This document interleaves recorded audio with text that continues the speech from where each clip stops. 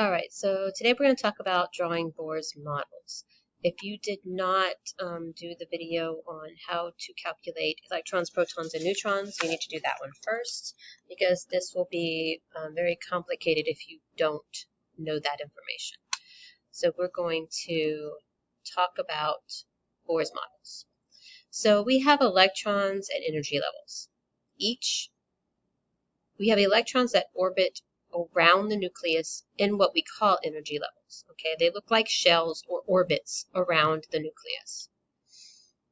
Electrons move basically at the speed of light, and some jump from one energy level to the other, so they basically call all these energy levels together an electron cloud. The energy levels of atoms have a maximum number of electrons they can hold, and you need to know this to draw Bohr's models. The first energy level can have a maximum of 2 electrons.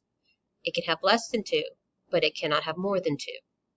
The second and third energy levels can have a maximum of 8 electrons. So you can have less than 8, but it cannot have more than 8. And you have to draw these in order, filling in the inner first, second, third energy levels first before going to the next energy level.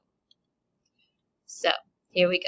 So the Bohr's model of an atom was proposed by Niels Bohr and Ernest Rutherford in the year 1913. The model was based on a scientist's understanding that the nucleus was positively charged, which we've already talked about, and is very small, like this. Bohr proposed that the electrons were confined in shells, which he called shells, around the nucleus, and circled the nucleus much like planets orbit the sun. We actually call these energy levels now. Just like this. So it looks kind of like orbits around the sun. And then the electrons are found around the sun, or around the nucleus in this case. All right, so in order to do this, the first thing you have to do is first identify the number of electrons. So we have fluorine here, and we've gone over this already, that the atomic number, which is the 9 up here, is your number of protons. And the number of protons is always the same as the number of electrons, okay? So if you have 9 protons, that means you also have 9 electrons, okay? So the first energy level holds a maximum of 2 electrons. So if we draw it, we could draw the first one, and we have 2, okay? However, that leaves us with 7 more electrons. So we're going to draw the second energy level, and we're going to put the rest of them on there because this one can hold 8, and we only have 7. So we put the rest of them, the 7, around the outside on the second energy level. And no, it doesn't matter where you put them. It's easier to spread them out so you can count them easier, though. So that's all you have to do. That is the Bohr's model for fluorine. So let's do some examples. Magnesium, and you can pause the video and try this yourself.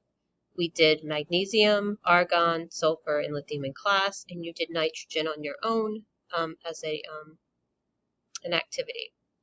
So here are Bohr's models. So we have, and I'm going to show you in a different, on the Elmo, how to draw these in. Okay, so I'm going to pause this here. All right, so we have 12 electrons in magnesium. So to draw this Bohr's model, we're first going to draw our little nucleus. Okay, to draw a little nucleus, we're going to draw our first energy level around it.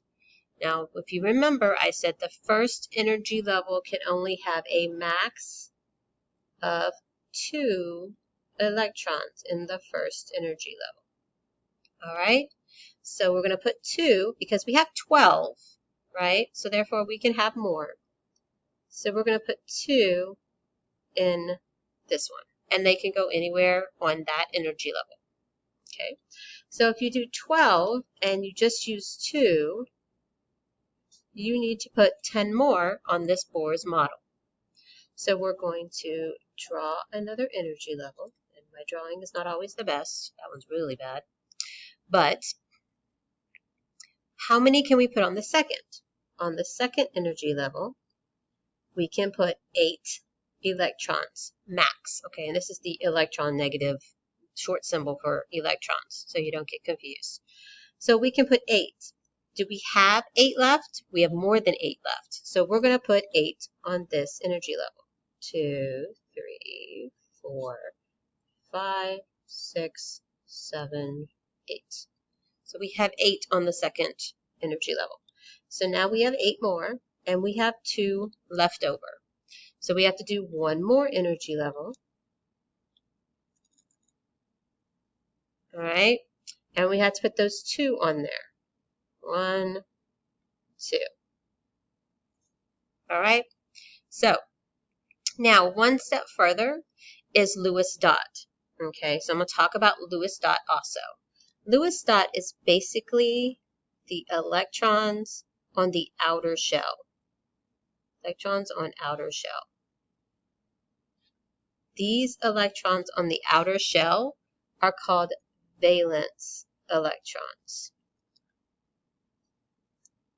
Okay, that's a very important word. You're going to be hearing it a lot over the next couple of weeks. So, valence electrons are the ones on the outer shell. So how you write a Lewis dot, so I'm going to write it again so you don't get confused. How you write a Lewis dot structure is that you write the symbol. This is the symbol of magnesium. And then you put dots, and you always do one at a time on all 4 sides. Okay? And then you go back and do another 4 if you need that many. So valence electrons are just the ones in the outer shell. So if you look, I've only got 1, 2 in that outer shell. So I would only draw 2 dots. And you can go whichever direction you want to. But that is a Lewis dot, and that is called valence electrons. So the Lewis dot signifies valence electrons. Okay? So let's do another example. So now we're going to, let's do sulfur. Let's see. Sulfur is S.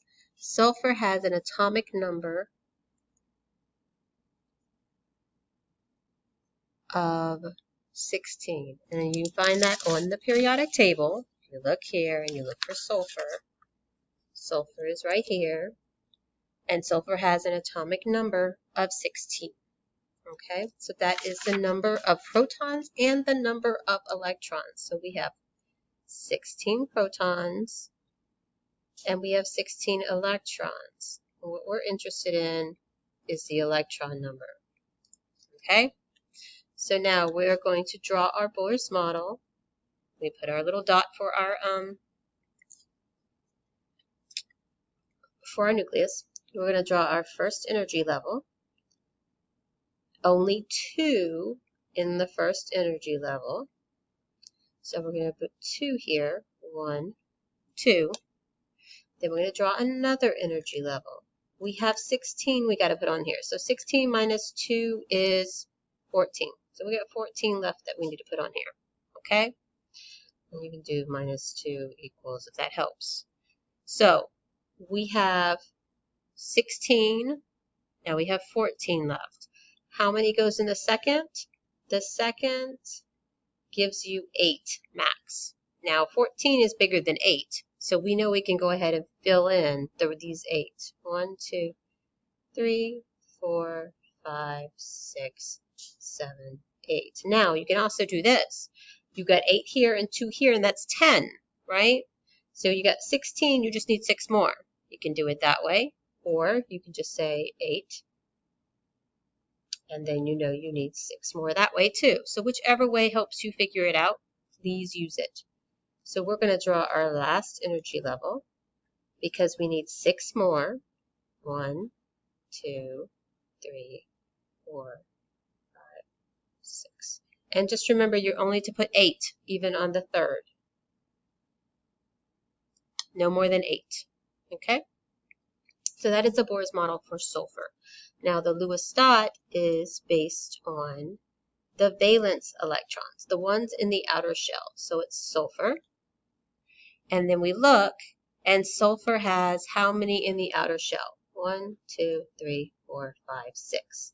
So we're going to draw 1, 2, 3, 4, 5, 6. And you can do that in any fashion you want. You just want to end up with 2 in groups of 2 and on all 4 sides. All right.